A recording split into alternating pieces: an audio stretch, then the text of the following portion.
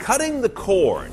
You've heard this term. It means saying goodbye to all those expensive pay TV services, cable and satellite, and instead filling that television with content from a different source. Over your home broadband connection, the one you already have and pay for. You still get a lot of the same TV shows and movies, still often in high def, but in a whole different manner that I think you might like a lot more. It's the future of TV, no doubt about that. I'm going to show you how you can do it, why you would do it, and also why you might not want to do it just yet.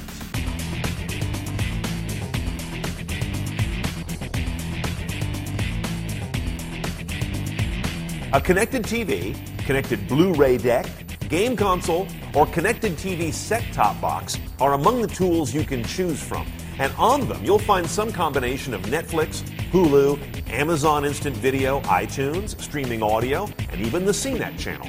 Now, you won't find every service I just mentioned on every device I just mentioned. So first, research the shows you want to watch. Go to a site like Clicker and research where it streams, and then go buy your gear accordingly. And know that just about every TV, console, set-top box, or DVD Blu-ray player you buy going forward will almost certainly be connected. The smart buyer makes sure that each new piece of gear they buy can stream content their existing gear maybe cannot.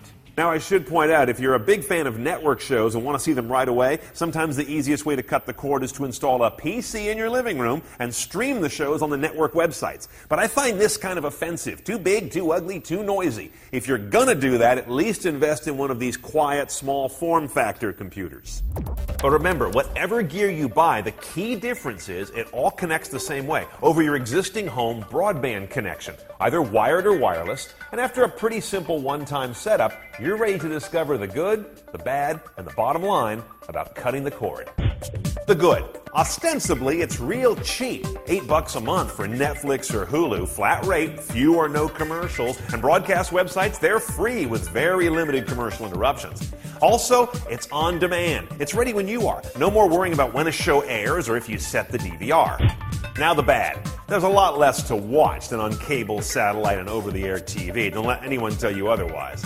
Secondly, you're going to be missing out on streaming local news if you care, or local major sports teams. And finally, it's kind of complicated. You're going to be hunting through many services versus just one like a cable or satellite provider. The bottom line, find out if enough of what you like to watch is even available to stream, and then do a little fuzzy math to determine if this is right for you or just a high-tech hobby. First, subtract cable and satellite fees. Next, you got to subtract out some hipness. You're going to be seeing shows later than some of your friends. And the last thing you've got to take out is going to be access to local news and your local Major League sports teams.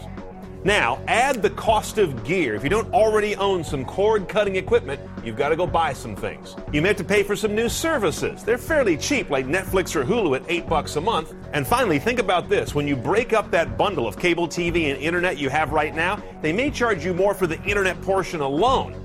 Okay, now you've got to multiply a couple things. Multiply your frustration. You're going to be spending more effort finding what you want to watch on TV. And oddly enough, we're going to multiply the number of commercials you see. There aren't a lot of them on streaming when you cut the cord, but you can't skip them. And finally, divide. Divide pay TV's tyranny. Now you're only going to watch what you want, when you want, and the way you want to. Okay, it's not real math, but what do you expect? I was an English major.